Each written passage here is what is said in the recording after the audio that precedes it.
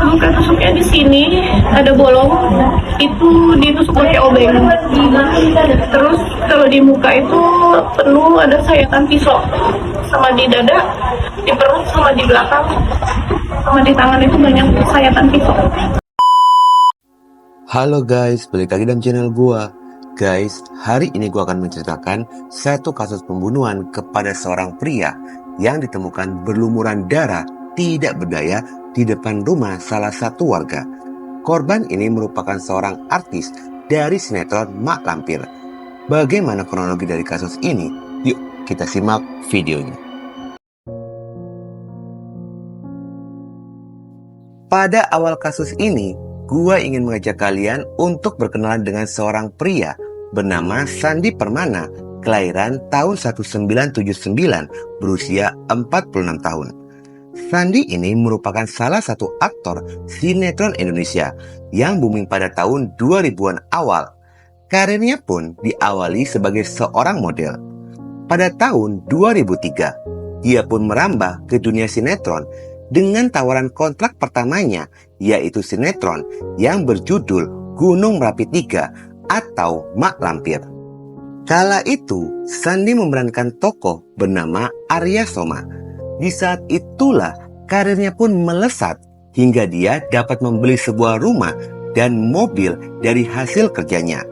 Setelah bergelut dalam dunia sinetron, pada tahun 2024, dia pun sempat memberanikan diri terjun ke dunia politik dan mencalonkan diri sebagai Bacalek Dapil 1 Kabupaten Bekasi dari Partai Hanura. Diketahui, Sandi tinggal di Komplek Perumahan TNI Polri RT 05 RW 08 Desa Cibarusa Jaya, Kecamatan Cibarusa, Kabupaten Bekasi, Jawa Barat. Dia sudah mendiami rumah tersebut sejak 13 tahun lamanya. Dia pun tinggal bersama dengan sang istri yang bernama Ade Andriani dan ketiga anaknya. Sementara itu, di mata tetangga, sosok Sandi ini dikenal sebagai orang yang sangat ramah dan sering bergaul dengan warga sekitaran. Salah satu tetangga dari Sandi mengatakan, jika Sandi orang yang baik, mau bergaul dengan siapapun dan tidak pandang bulu walaupun dia seorang artis. Bahkan kehidupan rumah tangganya pun terlihat harmonis dan baik-baik saja. Sandi ini terlihat sering mengantar jemput anaknya ke sekolah, bahkan mengantar jemput istrinya di sela-sela kesibukannya bekerja. Namun suatu ketika, tepat hari Minggu pagi, tanggal 12 Januari 2025, kabar duka pun datang dari keluarga Sandi. Pagi itu sekitar pada jam 07.30.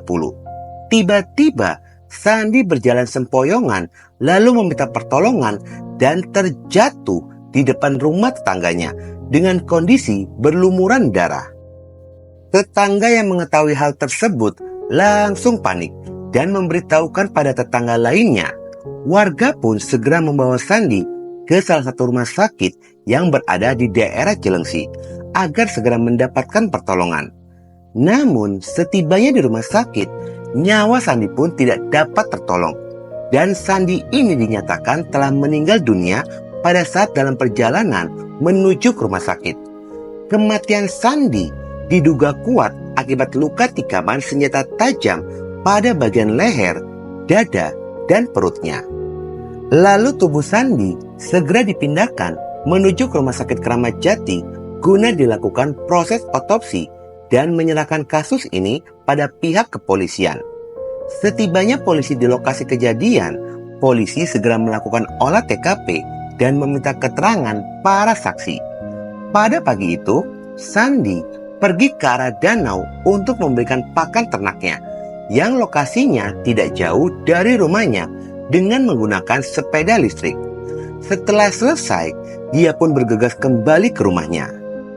Namun, saat dalam perjalanan kembali ke rumahnya, yang lokasinya masih berada di kawasan perumahan tersebut, sekitar pada jam 07.30, tiba-tiba Sandi dihadang oleh seorang pria. Berdasarkan dari keterangan saksi, sebelum ditemukan tergeletak bersimbah darah, saksi ini sempat mendengar adanya suara keributan antara Sandi dan juga laki-laki tersebut. yang diduga saat itu Sandi sempat berduel dengan laki-laki itu hingga terjadilah pembunuhan. Mendapati kesaksian itu, pihak kepolisian segera mendalami kasus ini dan mencari bukti-bukti di lokasi kejadian. Ternyata pada saat Sandi ini ditemukan oleh warga, Sandi sempat menyebutkan satu nama, yaitu Gimbal, yang diduga sebagai pelaku pembunuhan. Sementara itu, pihak kepolisian akhirnya menemukan CCTV di salah satu rumah dari tetangga yang merekam terduga pelaku pembunuhan. Dalam rekaman itu, dikenalilah jika pelaku pembunuhan ini bernama Nanang Irawan alias Gimbal berusia 45 tahun. Ternyata pelaku Gimbal ini masih tetangga dengan korban yang rumahnya masih satu komplek dengan korban Sandi. Dengan adanya sejumlah bukti, Nanang pun diburu oleh pihak kepolisian. Ketika dimintai keterangan istri dari Gimbal, istrinya pun seakan-akan melindungi suaminya yang mengatakan tidak tahu keberadaannya. Padahal ada tetangga yang melihat sebelum terjadinya pembunuhan, Gimbal dan istrinya pergi bersama.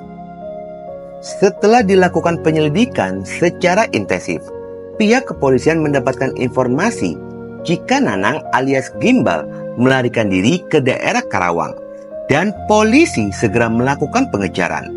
Setelah melakukan pencarian selama 3 hari lamanya, akhirnya Nanang pun berhasil ditangkap oleh polisi.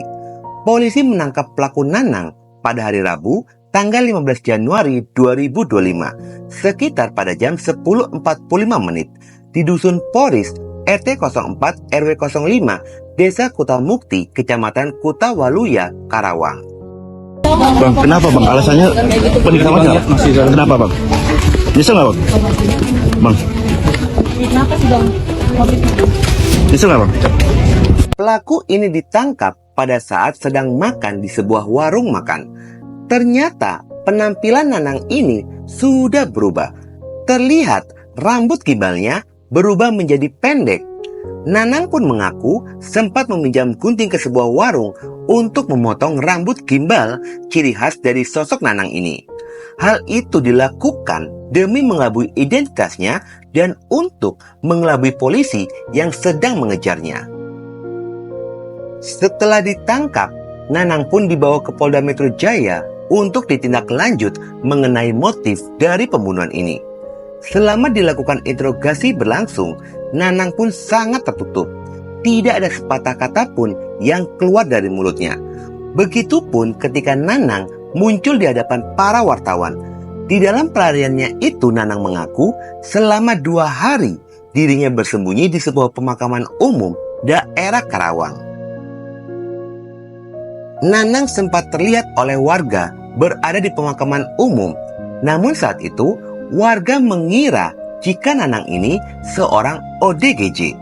Lantaran selama 2 hari, Nanang hanya berkeliling mondar-mandir di pemakaman umum. Bahkan tidur di area pemakaman. Nanang pun tertangkap saat keluar dari persembunyiannya karena merasa lapar dan hanya memiliki uang Rp2.500. Dia pun meminta bantuan ke klinik terdekat pemakaman umum.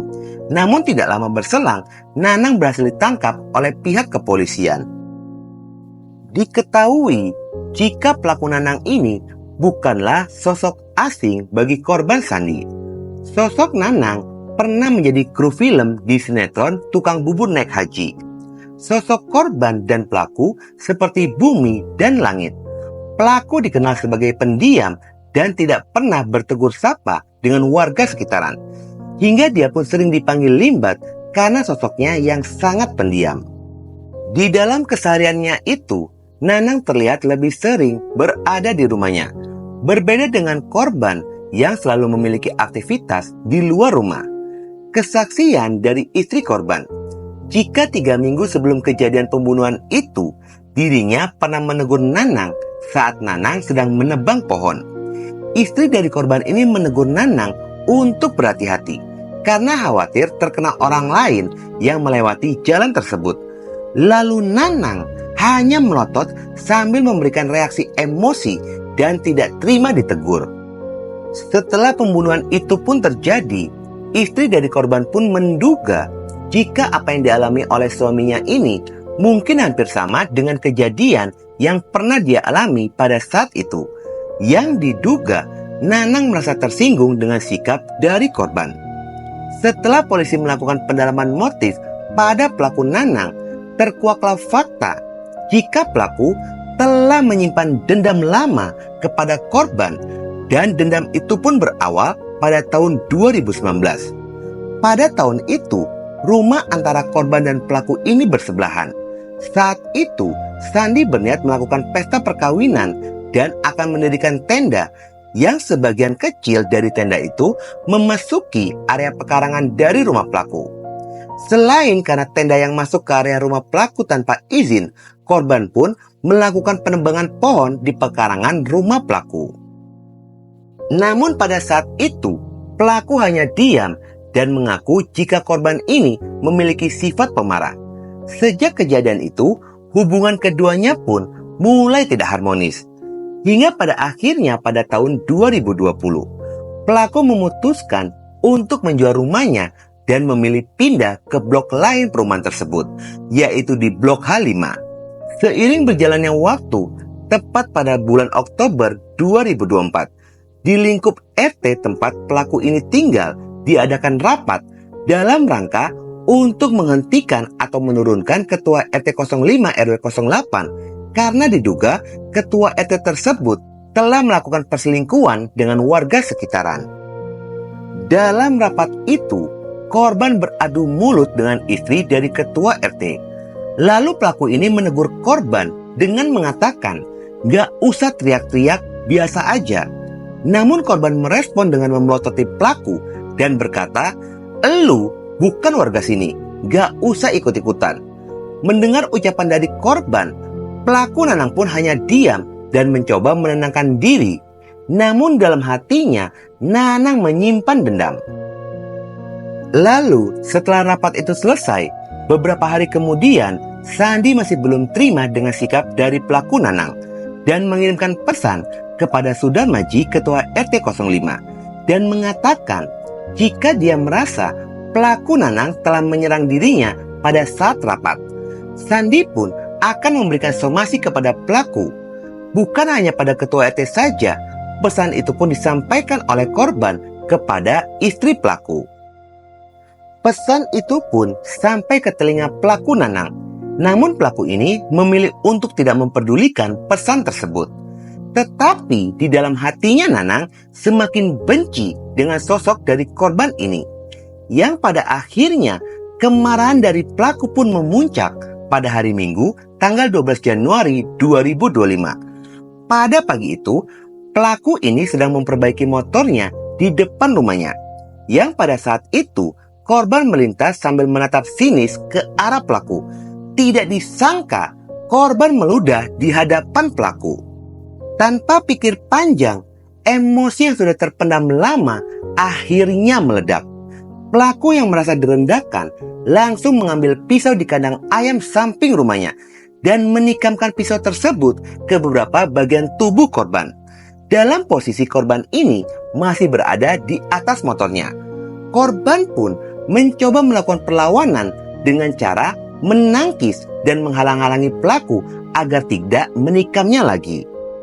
Namun, korban yang sudah terluka akhirnya berlari menyelamatkan diri lalu meminta pertolongan kepada warga. Hingga akhirnya terjatuh di jalan depan rumah warga dengan bersimbah darah.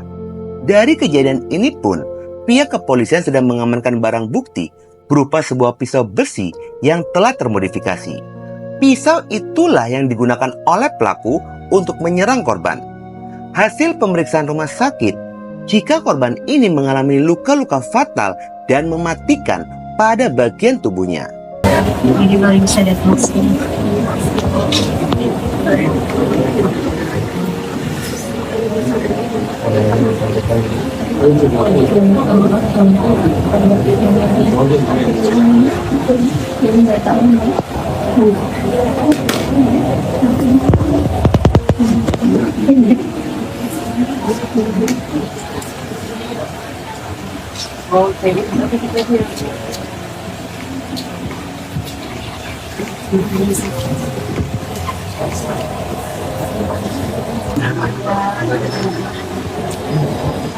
Mungkin ada yang ingin disampaikan, Bu? Sampaikan aja.